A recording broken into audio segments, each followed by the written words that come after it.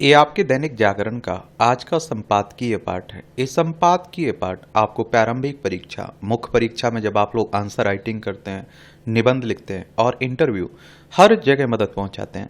चाहे आप लोग सिविल सर्विस एग्जाम की तैयारी कराओ या फिर किसी स्टेट पीसीएस एग्जाम की तैयारी कराओ, इन्हें आप लोग जरूर पढ़ा करिएगा।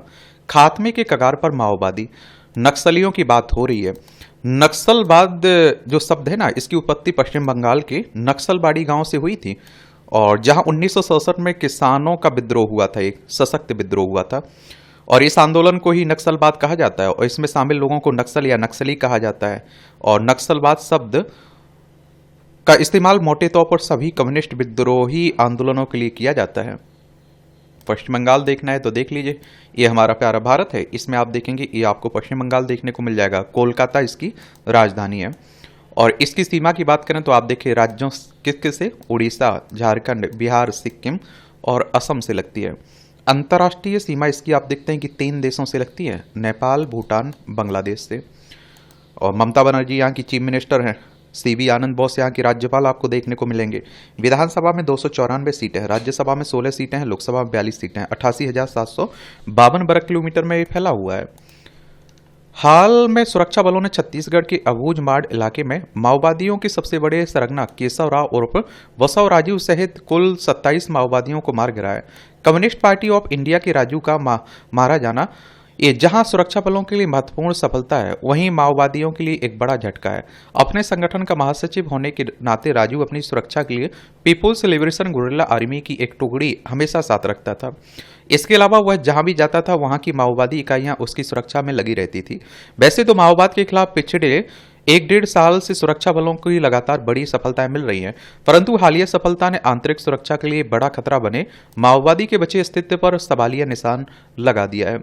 माओवाद के संभावित खात्मे के बीच अतीत के पन्ने पलटें तो 1967 में नक्सलवाड़ी आंदोलन के उभार और सरकारों द्वारा 1970 तक उसे नियंत्रित करने के बाद जब भाकपा माले के संस्थापक चारू मजूमदार की मृत्यु हुई तो पार्टी कई टुकड़ों में बंट गई और आपातकाल में इन सभी पर पाबंदी आप देखते हैं लगा दी गई। आपातकाल हटने के बाद सशक्त विद्रोह पर यकीन करने वाले जो नक्सलवाड़ी आंदोलन से पेड़ा लेते थे, उन्होंने चीन के माओ को अपना पेड़ा स्रोत मान लिया और फिर से संगठित होने लगे।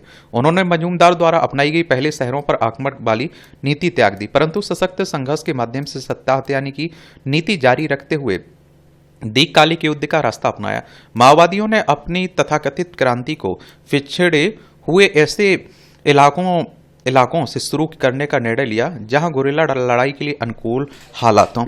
इसकी शुरुआत आप देखते हैं कि आंध्र से की। इसी के साथ अविभाजित मध्य प्रदेश के दंडकारण्य क्षेत्र को सुरक्षित मानकर उसे अपनी आधार भूमि बनाने का लक्ष्य रखा। 1992 में दंडकारण्य को गुरिल्ला जोन घोषित कर गणपति ने कमान अपने हाथ में ले ली। 1995 में इस इलाके में पृथक दंडकारण्य स्पेशल जोनल कमेटी गठित की गई और बसव राजू को माओवादियों के सेंट्रल मिलिट्री कमीशन का प्रमुख बनाया गया। करीब 2010 तक माओवाद प्रभावित क्षेत्र का विस्तार होता गया। सुरक्षा बलों पर कई बड़े हमले हुए और तमाम निर्दोष लोग भी मारे गए और भारत सरकार और छत्तीसगढ़ सरकार सुरक्षा संसाधनों को मजबूत करने में लगी रही। धीरे धीरे सुरक्षा बल माओवादियों पर प्रभावी रूप से हावी होने लगे और 2004 में जब आंध्र प्रदेश सरकार और माओवादियों की भी शांति वार्ता चल रही थी, तभी Communist Party of India, People's War और Maoist Communist Centre of India विलय कर कम्युनिस्ट पार्टी ऑफ इंडिया माओवादी नाम से नया संगठन खड़ा रहे थे। दरअसल माओवादी शांति वार्ता की आड़ में स्वयं को संगठित एवं मजबूत कर रहे थे।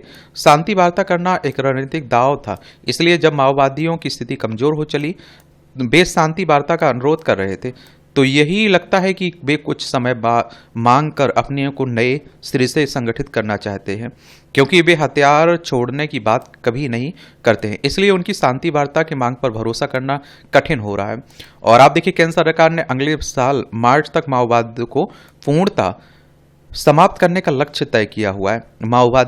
माओवादियों के समक्ष अब 2 ही विकल्प शेष हैं। पहला यह कि बसव राजू के स्थान पर किसी अन्य को महासचिव नियुक्त कर जीती ना जा सकने वाली लड़ाई जारी रखे या फिर हथियार डाल दें। और अभी उनके संगठन के कथित सेंट्रल मिलिट्री कमीशन का सरगना थिपरिरी तिरुपति उप देवजी और सेंट्रल रीजनल ब्यूरो का सचिव वेणुगोपाल राव उर्फ भूपति उर्फ सोनू है और वेणुगोपाल पूर्व में दंडकारण स्पेशल जोनल कमेटी का सचिव भी रह चुका है। आसार यही है कि इनमें से किसी को कमान सौंपी जाएगी। अगस्त 2024 में माओवादियों के पोलित ब्यूरो ने यह तय किया था कि वह अस्थायी रूप से पीछे हटने टैक्टिकल रिट्रीट की नीति अपनाएगा और इसके जरिए माओवादी अपनी काडर को बचाने के लिए सुरक्षात्मक रवैया अपनाएंगे और सुरक्षा बलों के घेरे से बचने की कोशिश करेंगे। हालांकि आप देखते हैं कि उन्होंने यह भी तय किया था कि जहां भी सुरक्षा बल कमजोर होंगे उन पर आक्रमण किया जाएगा। उन्होंने ऐसा किसी भी और किया भी और सुरक्षा बलों को नुकसान पहुंचाया। चूंकि अब माओवादी कमजोर पड़ गए हैं और अपनी लड़ाई जीत नहीं सकते, इसलिए बेहतर यही होगा कि वे बिना शर्त हथियार छोड़कर लड़ाई बंद करें और मुख्य धारा में आ जाएं। इसके अलावा उनके पास कोई व्यवहारिक विकल्प नहीं है। यदि वे हथियार डालते हैं तो भी सरकारों को उनकी विचारधारा से लड़ाई जारी रखनी होगी। माओवादियों ने गुरिल्ला लड़ाई के लिए ऐसे इलाके चुने जो तुलनात्मक रूप से पिछड़े थे। शासन प्रशासन की पहुंच वहां कमजोर थी। फिलहाल केंद्र और राज्य सरकारें विकास की कई योजनाएं इन इलाकों में चला रही हैं। विगत 4 दशकों में माओवादियों ने इन इलाकों में विकास के कार्य लगातार बाधित किए क्योंकि उनका असल लक्ष्य जन संगठनों के माध्यम से बंदूक के बल पर सत्ता हथियाना है, न कि पिछड़े इलाकों में विकास और व्यवस्था बेहतर करना। उनका मकसद केवल सरकार से लड़ाई कर राजनीतिक सत्ता हासिल करना है। चूंकि वे हिंसा का रास्ता अपनाने वाली खतरनाक विचारधारा से लैस है, इसलिए उनका विरोध विचार के स्तर पर भी किया जाना आवश्यक है। यह भी जरूरी है कि अमीरी गरीबी के बीच की खाई को कम करने के प्रयासों को गति दी जाए ताकि आदिवासियों, गरीबों, वंचितों के हित की नकली आड़ लेकर माओवादी या फिर ऐसे ही अन्य तत्वों को हिंसा के रास्ते पर चलने का बहाना न मिल सके। लेखक माओवादियों के खिलाफ चल रहे अभियानों का नेतृत्व करने के साथ छत्तीसगढ़ में डीजीपी रहे। इनके द्वारा यह आर्टिकल लिखा गया है। आप लोग क्या सोचते हैं? एक सामान्य जानकारी आप लोग जरूर रखिएगा। और आर.के. बेज इनका नाम है। आप लोग बताइए क्या कारण है आखिर नक्सलियों के, क्या आप सोचते हैं इनके बारे में? एक आप लोग ओवरव्यू जरूर रखिए अपने पास, ठीक है। मुख्य परीक्षा में भी क्वेश्चंस पूछ लेता है। याद रहे, दल से बड़ा देश का संदेश। आप देखिए, ऑपरेशन सिंदूर पर हो रही बयानबाजी, उसी की बात हो रही है। आज के नेताओं को पुरानी पीढ़ी के नेताओं से सीखना चाहिए कि संकट काल में सच्ची एकजुटता कैसे दिखाई जाती है। हम लोग कितनी बातें कर चुके हैं, वहीं बार बार घिसी पिटी बातें हो रही हैं, क्योंकि आप देखते हैं वो ये कह रहा है, वो कह रहा है। छोड़िए ना इसे। अगर आपको पढ़ना है तो इसकी पीडीएफ मैं आपको उपलब्ध करवा देता हूं, तो जाकर आप लोग पढ़ सकते हैं। जीवन जीने की कला।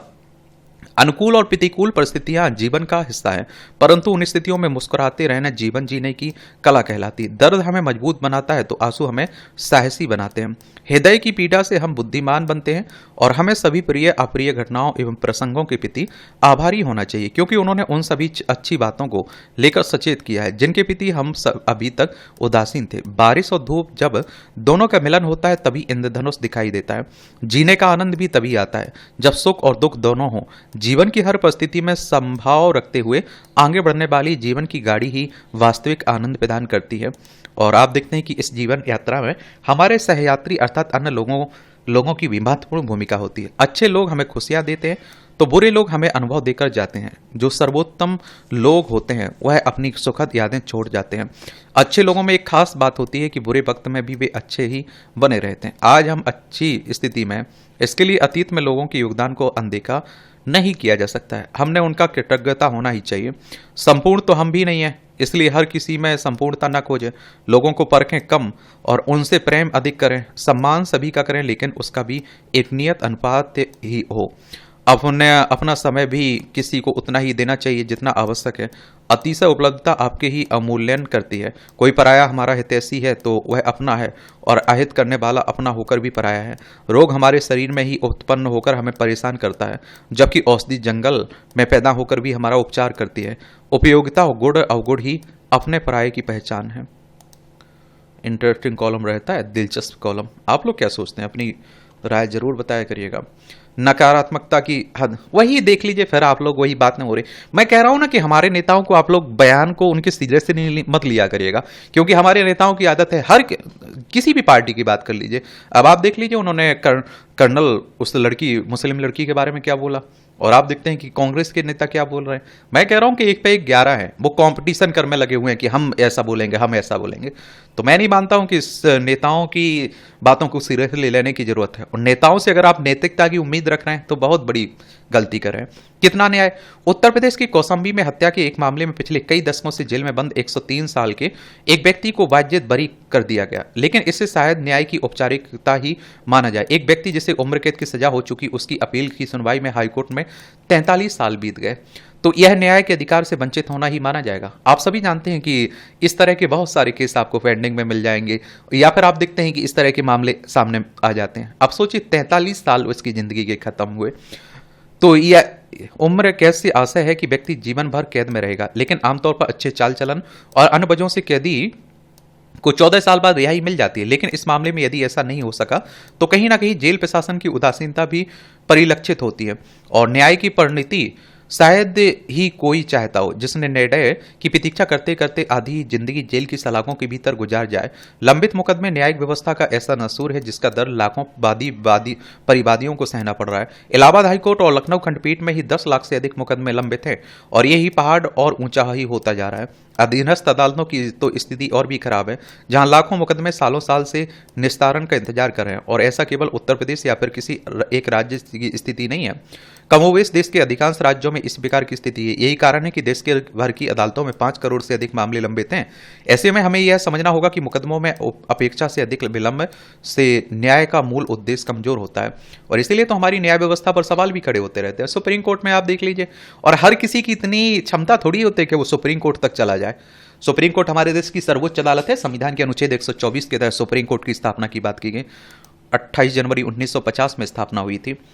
गुरुत्वाकर्षण की हमारी समझ को चुनौती।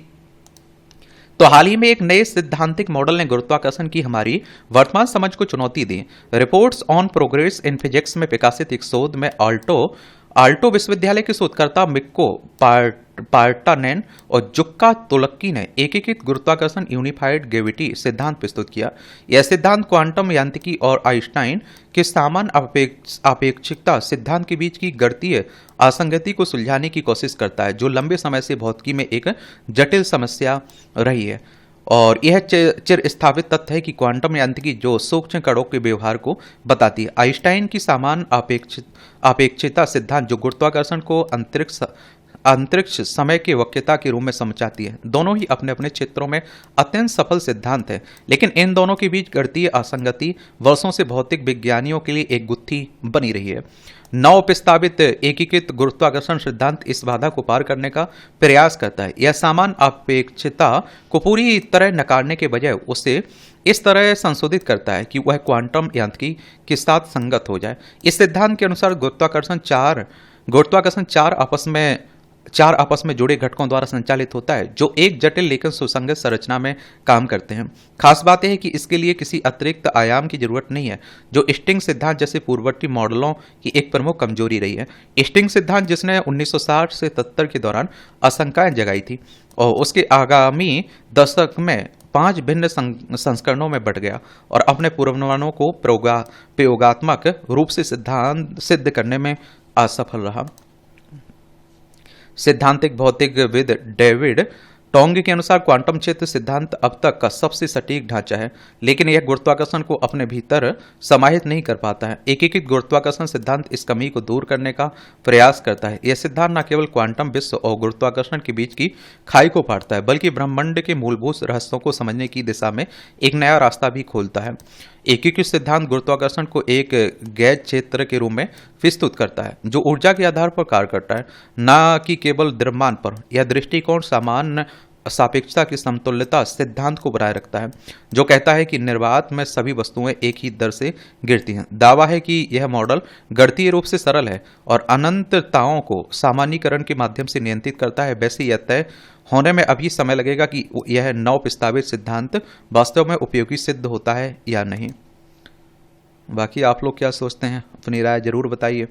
हर जगह अपनी राय जरूर दिया करिएगा, आपसे कुछ और नहीं मांगा जा रहा है, समझ रहे हैं। टाइम आप लोगों को इसमें देना चाहिए, सोचना चाहिए आपके विचार क्या हैं, क्योंकि प्रीलिम्स आप देंगे, मुख्य परीक्षा आप लिखेंगे, समझ रहे हैं। आंसर राइटिंग आपको करना होगा, निबंध आपको करना होगा, लिखना होगा, और इंटरव्यू आप लोगों को देना होगा। तो ये सब पर एक सोच आपकी होनी चाहिए। आप क्या सोचते हैं, किस तरह की सोच रखते हैं, विचार आपके क्या है।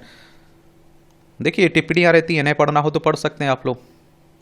भाई मेहनत तो करनी पड़ेगी, ईमानदारी से अगर मेहनत कर लेंगे तो ईमानदारी से आप सक्सेस भी हो जाएंगे। और जो काम कर रहे हैं उसमें 100% दीजिए ना, उससे प्यार करिए ना भाई, उसके बारे में सोचिए, हर बार उसके बारे में सोचते रहिए, कुछ ना कुछ उससे रिलेटेड करते रहिए। ये ध्यान रखना चाहिए। शरणार्थियों पर ठोस नीति की दरकार। ये आप देखिए, शरणार्थियों के प्रति भारत का रवैया सदैव ही उदार रहा है, लेकिन अब भारत में शरणार्थी संकट चिंता का विषय बन रहा है। पिछले दिनों सुप्रीम कोर्ट ने शरणार्थियों के मामले पर सख्त रुख अपनाते हुए कहा कि भारत कोई धर्मशाला नहीं है और कोई कहीं से भी चला आए और भारत में रहने लग जाए। और दुनिया भर से आए लोगों को शरण देने का कोई मतलब नहीं है। भारत ऐसे लोगों को शरण क्यों दे।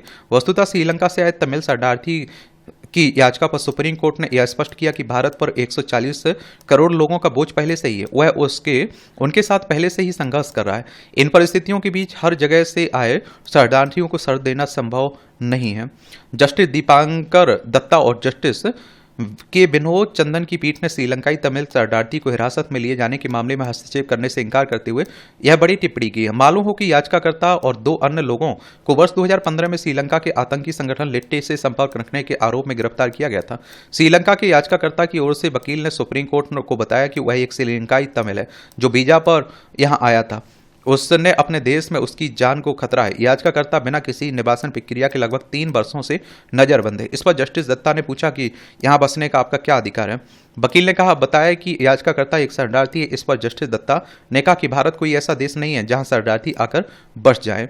और इससे पहले आप देखिए, पूर्व चीफ जस्टिस डीआई चंद्रचूड़ ने एक बार सुनवाई के दौरान कहा था कि शरणार्थियों की मौजूदगी राष्ट्रीय सुरक्षा के लिए खतरा पैदा कर सकते हैं। भारत के सीमित संसाधनों को ध्यान में रखते हुए यह कदम जरूरी है। कोर्ट ने यह भी कहा कि भारत ने पहले ही कई शरणार्थियों को शरण दी, लेकिन अब यह संभव नहीं है। मालूम हो कि आज भारत में तिब्बत, श्रीलंका, म्यांमार, बांग्लादेश, अफगानिस्तान आदि से देशों से शरणार्थी आ रहे हैं। बहरहाल शरणार्थी संकट को मानवीय मानसिकता, राष्ट्रीय सुरक्षा, कानून व्यवस्था का उपयोग करके हल किया जा सकता है। जब एक देश के नागरिकों को अपने देश में रहने के लिए काफी मुसीबतों का सामना करना पड़ता है तो वह मजबूरी में आप देखते हैं कि दूसरे देश में शरणार्थी के रूप में शरण लेता है। शरणार्थी उसे कहते हैं जो जाति, धर्म, राष्ट्रीयता, किसी विशेष सामाजिक या फिर राजनीतिक समूह के संघर्षों और सार्वजनिक व्यवस्था को गंभीर रूप से बाधित करने वाली घटनाओं के कारण सताए जाने के डर से अंतर्राष्ट्रीय सीमा को पार कर गया हो। कितनी बड़ी समस्या है। यदि शरणार्थी से संबंधित संकट और वैश्विक चुनौतियों की बात करें तो यह पिछली 1 शताब्दी का सबसे ज्वलंत मुद्दा रहा है। विभिन्न प्राकृतिक एवं मानवीय आपदाएं जैसे भूकंप, समुद्र का जल स्तर बढ़ना, सूखा, गरीबी, गृह युद्ध, आतंकवाद, चरमपंथ और गैर राज्य अभिकर्ताओं द्वारा देश के शासन प्रशासन में स्थापित होने के कारण वैश्विक स्तर पर लोगों के विस्थापन की दरें बढ़ गई हैं। गरीबी, गृह युद्ध, आंतरिक संघर्ष के कारण लेबनान, सीरिया और लीबिया से काफी बड़ी संख्या में लोग यूरोप के देशों की ओर पलायन कर रहे हैं। यूरोप के इन देशों में संसाधनों की सीमित उपलब्धता के चलते यहाँ के रहवासियों पर अतिरिक्त बोझ भी पड़ रहा है। अफगानिस्तान आप देखते हैं में सत्ता परिवर्तन के कारण भी विस्थापों की संख्या विकराल रूप बड़ी है। भारत हमेशा से अपने पड़ोसी देशों जैसे बांग्लादेश, पाकिस्तान, नेपाल, तिब्बत और म्यांमार से आने वाले शरणार्थियों की समस्या से जूझ रहा है। वर्तमान में रोहिंग्या, चकमा, हाजोंग, तिब्बती और बांग्लादेशी शरणार्थियों के कारण भारत आंतरिक सुरक्षा, संसाधनों की कमी आदि समस्याओं का सामना कर रहा है। ऐसे में आप देखते हैं कि यह जरूरी हो जाता है कि भारत शरणार्थियों के संबंध में एक ऐसी घरेलू नीति तैयार करे जो धर्म, रंग, नस्ल, भाषा, जातीयता की दृष्टि से तटस्थ हो तथा भेदभाव, हिंसा और रक्तपात की विकराल स्थिति से उबरने में सहयोग हो। और बहुत सारे अवैध रूप से भारत में रह रहे हैं। देखिए, पाकिस्तान है, अफगानिस्तान, चाइना, नेपाल, भूटान, बांग्लादेश, म्यांमार, श्रीलंका है। पाक जल, लमरू, मन्नार की खाड़ी भारत और श्रीलंका के बीच देखने को मिलेगी।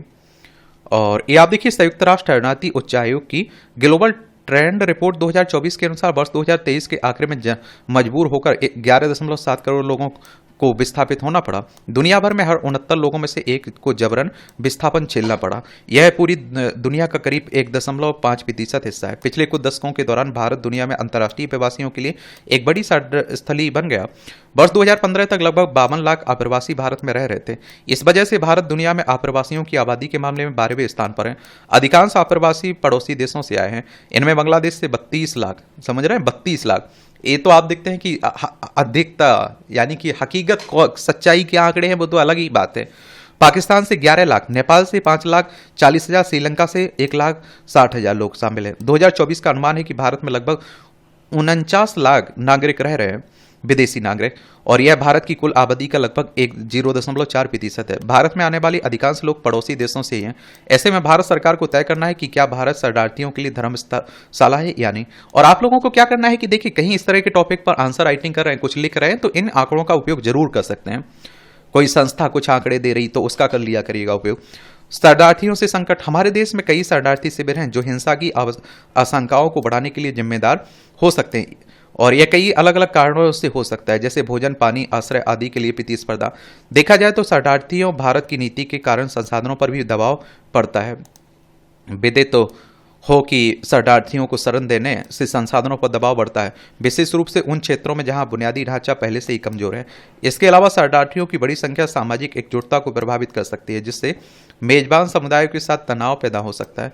साथ ही सुरक्षा संबंधी चिंताएं भी, शरणार्थियों के आने से सुरक्षा संबंधी चिंताएं उत्पन्न हो सकती हैं, और जिनमें आप देखिए चरमपंथी तत्वों को संभावित घुसपैठ, सीमाओं के पार आवागमन की निगरानी में कठिनाइयां बढ़ सकती हैं। कई अवसरों पर राजनयिक संबंध भी खराब होते हैं। शरणार्थियों की मेजबानी करने से पड़ोसी देशों या फिर मूल देशों के साथ राजनयिक संबंधों में तनाव पैदा होता है। वहीं शरणार्थी कम कुशल नौकरियों के लिए प्रतिस्पर्धा करते हैं, जिससे आप देखिए स्थानीय नौकरी बाजार प्रभावित होता है, जबकि उद्यमिता या श्रम के माध्यम से अर्थव्यवस्था में उनके संभावित योगदान का पूरी तरह से उपयोग नहीं हो पाता। लिहाजा भारत सरकार को ध्यान में रखना होगा कि देश के नागरिकों के अधिकार संकट में न पड़े।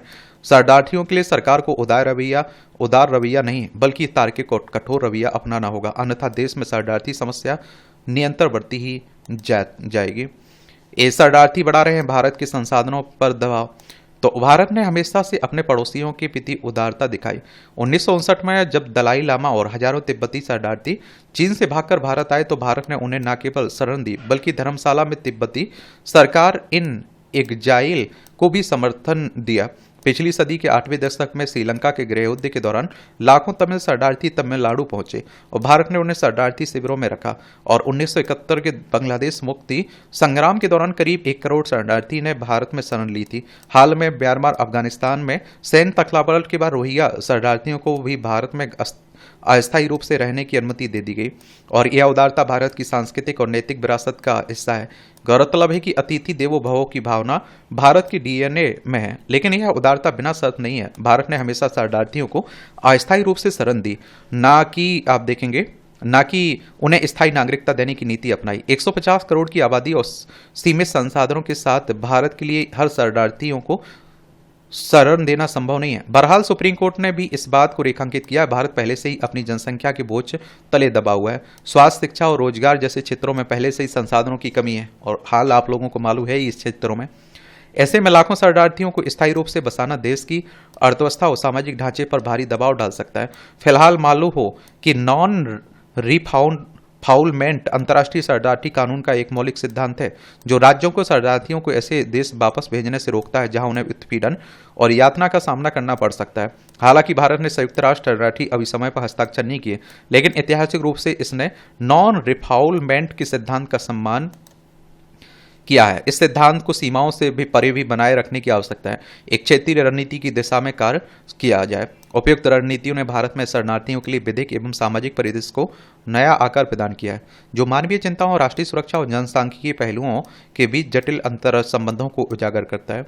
बदलती भू राजनीतिक वास्तविकताओं के साथ आतिथ्य की अपनी परंपराओं को संतुलित करना भारत के नीति निर्माताओं और बेहद रूप से समाज के लिए एक महत्वपूर्ण कार्य बना हुआ है। लेकिन भारत को अपनी जनसंख्या को देखते हुए उदारता का पालन करना चाहिए, अन्यथा भारतीय जनसंख्या पर शरणार्थी आगमन से दबाव बढ़ सकता है, जो उचित नहीं है। इस पर देश को गहनता से विचार कर एक ठोस नीति निर्माण करना चाहिए। देख रहे हो आप लोग। और 2013-14 में आपको मालूम होगा, जब लोकसभा के चुनाव चल रहे 14 में, तब ऐसा माना जा रहा था बीजेपी की तरफ से, मोदी जी की तरफ से, कि प्रधानमंत्री बनने के बाद इनको चिन्हित किया जाएगा, इनके देश भेजा जाएगा। आज तक यही मालूम नहीं चला कि जो अवैध रूप से रह रहे हैं भारत में कितने हैं, उनकी संख्या क्या है। क्योंकि उस समय इस तरह के बयान सुने होंगे आप लोगों ने कि बंगाल की खाड़ी में फेंक दिया जाएगा, इन्हें अरब सागर में गिरा दिया जाएगा, हिंद महासागर में डुबा दिया जाएगा। लेकिन क्या होगा, सीटों का बंटवारा नहीं, सीएम पद की बहस है। ये आप देखिए, बिहार में आप सभी जानते हैं कि अब चुनाव होने वाला है, तो वहीं को लेकर आप देखें खूब राजनीति हो रही ना। पटना इसकी राजधानी आपको देखने को मिलेगी। अंतर्राष्ट्रीय सीमा आप देखेंगे किससे लगती है? नेपाल से लगती है। राज्यों में आप देखिए उत्तर प्रदेश, झारखंड, पश्चिम बंगाल से लगती है। नीतीश कुमार यहाँ के चीफ मिनिस्टर हैं और आर्य मोहम्मद खान यहाँ के राज्यपाल आपको देखने को मिलेंगे। विधानसभा में 200 कितनी सीटें? 43 सीटें आपको देखने को मिल जाएंगी। राज्यसभा में आप देखिए 16 सीटें हैं, लोकसभा में 40 सीटें हैं, विधान परिषद भी जिसमें 75 सीटें हैं। 98,940 वर्ग किलोमीटर में फैला हुआ है। अगर आपको भी विधानसभा का चुनाव लड़ना हो तो आपकी उम्र कम से कम 25 साल होनी चाहिए। अधिकतम उम्र की कोई सीमा नहीं रखी गई है। ये चुनाव कौन करवाता है? इलेक्शन कमीशन ऑफ इंडिया, भारतीय निर्वाचन आयोग, एक संवैधानिक संस्था है। संविधान के अनुच्छेद 324 के तहत चुनाव आयोग की स्थापना की बात की गई। 25 जनवरी 1950 में स्थापना हुई थी। 25 जनवरी को आप लोग मतदाता दिवस मनाते हैं। नई दिल्ली में हेडक्वार्टर देखने को मिलेगा। उच्च शिक्षा में भारतीय दृष्टिकोण, या आप देखिए विश्वविद्यालय केवल ज्ञान अर्जन तक सीमित नहीं है, यह विविध विचारों की अभिव्यक्ति का एक बड़ा मंच भी है। इसके माध्यम से युवाओं के दृष्टिकोण, युवाओं के आप देखते हैं कि दृष्टिकोण, मानवीय मूल्य और बेहतर जीवन की वो दिशा भी मिलती है। यहां से आप देखेंगे पाठ्यक्रम, क्या पाठ्यक्रम न केवल विद्यार्थियों को उनके विषय में दक्ष बनाता है, बल्कि ये आप देखिए उन्हें समाज के प्रति उत्तरदायी, जागरूक और संवेदनशील नागरिक बनने के लिए प्रेरित भी करता है। इसके लिए यह भी आवश्यक है कि पाठ्यक्रमों का जुड़ाव न केवल सैद्धांतिक हो, बल्कि वह आदर्श जीवन के मूल्यों के प्रति संवेदनशील भी हो। वर्तमान में भारत के अनेक विश्वविद्यालयों में पाठ्यक्रम की अद्यतन करने का आवश्यकता महसूस की जा रही है। अधिकांश पाठ्यक्रम अभी भी पारंपरिक ढांचे पर आधारित हैं, जो आप देखते हैं कि बदलती वैश्विक आवश्यकताओं और तकनीकी प्रगति के साथ तालमेल नहीं बैठा पा रहे हैं। आज के युग में बहुविषयक अध्ययन, कौशल विकास, उद्यमिता, नवाचार, डिजिटल साक्षरता को पाठ्यक्रम में शामिल करना आवश्यक हो गया है। व्यवहारिकता का अवलोकन, राष्ट्रीय शिक्षा नीति 2020 इस दिशा में एक सराहनीय प्रयास है। इस नीति ने न केवल पाठ्यक्रम को लचीला बनाया, बल्कि भारतीय भाषाओं को नई शिक्षा नीति से भी जोड़ा, परंतु इसकी व्यवहारिकता का अवलोकन भी समय समय पर होना चाहिए। यह भी ध्यान रखा जाना चाहिए कि पाठ्यक्रम केवल रोजगार परक ना हो, नैतिक, सामाजिक और पर्यावरणीय दृष्टि से भी छात्रों को सजग बनाए। मसलन आदिवासी से जुड़े हुए शोध संस्थान न केवल आदिवासियों के बीते हुए कल का विश्लेषण करें, बल्कि वैश्विक परिदृश्य में उनकी संस्कृति के किस तरह से राष्ट्रीय और संस्कृति और साहित्य का हिस्सा बन सकती है, इसका भी विश्लेषण होना चाहिए। एकल संस्कृति या फिर एक भाषा के वर्चस्व से ना तो ज्ञान का लोकतांत्रिकरण संभव है, न ही समावेशी शिक्षा का लक्ष्य पूरा हो सकता है। अतः पाठ्यक्रमों में क्षेत्रीय साहित्य, जनजातीय ज्ञान, लोक इतिहास और विविध भाषाओं को स्थान देना अत्यंत आवश्यक है। और इस संदर्भ में दिल्ली विश्वविद्यालय में स्थापित हिंदी माध्यम क्रियान्वयन निदेशालय की भूमिका महत्वपूर्ण हो जाती है, क्योंकि दिल्ली विश्वविद्यालय में हिंदी भाषी क्षेत्रों से आए छात्रों और शोधार्थियों की संख्या गैर हिंदी प्रांतों की अपेक्षा अधिक है। इसलिए यह आवश्यक है कि हिंदी माध्यम क्रियान्वयन निदेशालय यह सुनिश्चित करे कि हिंदी भाषा भी आधुनिक ज्ञान, विज्ञान, तकनीक और शोध की भाषा बने। इसके माध्यम से छात्रों और शिक्षकों को विश्वविद्यालय के पाठ्यक्रम के अनुसार हिंदी में सुलभ सामग्री उपलब्ध कराई जा सके। और आप देखते हैं कि यह संस्थान हिंदी के ज्ञानात्मक, प्रशासनिक और सांस्कृतिक विस्तार का एक सशक्त मंच भी है। साथ ही इस संस्थान से यह आशा भी की जा रही है कि यह राष्ट्रीय भाषा चेतना और राष्ट्रीय शिक्षा नीति के प्रति चेतना और जागरूकता के पुनर्निर्माण की आधारशिला भी बनेगी। पाठ्यक्रम की सामायिकता, अक्सर देखा यह जा रहा है कि पाठ्यक्रम नवीन तो हो चुके हैं, लेकिन मनोवृत्तियां अभी पुरानी हैं। मसलन संवैधानिक मूल्यों पर आधारित पाठ्यक्रम में संविधान सभा को एक यूनिट का हिस्सा बनाया गया, जिससे अध्ययन अध्यापन में इसके विस्तारण को समेटने में कई तरह की असुविधा का सामना करना पड़ रहा है, जबकि संविधान सभा ही स्वयं में एक स्वतंत्र पाठ्यक्रम का हिस्सा बन सकता है, क्योंकि संविधान सभा में होने वाली बहसों में केवल कानूनी प्रावधान का समाधान आप देखते हैं कि क्या प्राविधान का समावेश नहीं है, बल्कि भारतीय मूल्यों और संस्कृति की अभिव्यक्ति भी शामिल है। इसी क्रम में कश्मीर के केंद्र में रखकर बनाए गए पाठ्यक्रम आज भी अनुच्छेद 370 के ऐतिहासिक अवलोकन पर ही जमे हुए हैं, जबकि होना यह चाहिए कि ऐतिहासिक अवलोकन के साथ साथ लोकतांत्रिक प्रक्रिया, संस्कृति, समाज, वर्तमान परिदृश्य में कश्मीर की भूमिका पर विचार हो, ताकि देश के अन्य राज्यों से आए विद्यार्थी और शोधार्थी कश्मीर के बारे में अधिक गहराई से समझ सकें। दूसरी तरफ बदलते पाठ्यक्रमों पर जल्दबाजी में लिखे जा रहे टेक्स्ट बुक का संज्ञान भी विश्वविद्यालय को लेना चाहिए। कई ऐसे नए विषय हैं जो विश्वविद्यालय में पहली बार प्रस्तावित किए गए, उन्हें महाविद्यालयों के अब मुख्य विषय के रूप में शामिल किया गया, लेकिन उस पर कोई व्यवस्थित पुस्तक न होने की वजह से छात्र उन पुस्तकों को आधार बना लेते हैं जो बाजार की मांगों के आधार पर लिख दी गई हैं, और इसमें विश्लेषणात्मक पहलुओं का अभाव है, जिसका उद्देश्य छात्रों के ज्ञान का विस्तार करना नहीं, बल्कि वह केवल बाजार की आवश्यकताओं की पूर्ति करते हैं। जिस देश में गांधी ने सत्य और अहिंसा का पाठ पढ़ाया हो, वहीं दिल्ली विश्वविद्यालय के कई विभाग ऐसे हैं जो आज पीस एंड कॉन्फ्लिक्ट के नाम पर दूसरे देशों के इतिहास और राजनीति को प्रासंगिक बनाने में लगे हुए हैं। ऐसे में दिल्ली विश्वविद्यालय को इस बात का संज्ञान लेते हुए पाठ्यक्रम का अवलोकन करना चाहिए। और इस तरह से आप देखेंगे कि आज के संपादकीय पाठ की कहानी कवर होती है। आप लोग पढ़ते रहिए, एंजॉय करते रहिए। आपका कोई मेरे लिए सवाल हो, सुझाव हो तो आप लोग जरूर बताया करिएगा। मेरी तरफ से शुभकामनाएं, ईमानदारी से आप लोग मेहनत करिए। धन्यवाद।